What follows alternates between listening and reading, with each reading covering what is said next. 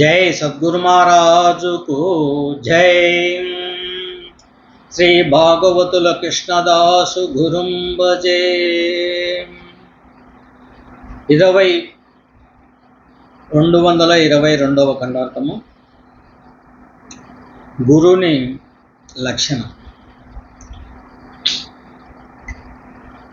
12 అక్షరములు గల సదమల మంత్రార్థమెరిగి సద్గురు కృపచే 16 అక్షరములు గల ఎది ఎట్టిదో తెలిసనేని అతడే సద్గురుడు.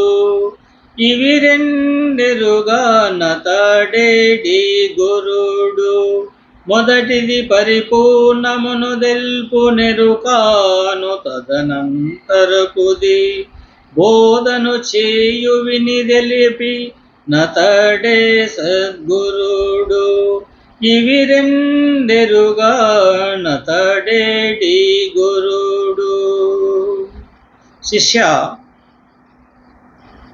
ఈ ఆలోచనకు మంత్ర యంత్రం అనేది ముఖ్యముగా పెద్దలచే పాటించబడి సాంప్రదాయ పద్ధతిగా ఉన్న ఈ మంత్రతంత్రములలో 12 అక్షరములు గల ద్వాదశాక్షరి మహామంత్రము యొక్క స్పష్టతను తెలియపరిచి తరువాత 16 అక్షరములు గల షోడశాక్షరి మహామంత్రము యొక్క లేమిని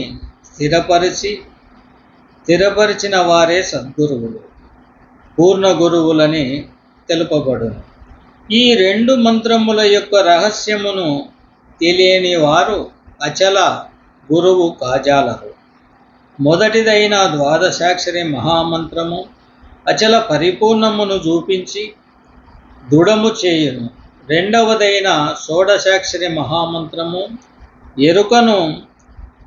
ఎరుక యొక్క ఉనికిని తెలిపి ఎరుకను లేకుండా చేయును. ఈ రెంటి ధర్మములను ఎరిగించి ఉన్నది ఉన్నట్లుగా లేనిది లేనట్లుగా శిష్యునకు దృఢము చేసి సంశయము కలుగక చేసిన వాడే నిజ గురువు, సద్గురువు అని తెలుపబడును. జై సద్గురు మహారాజుకు జై.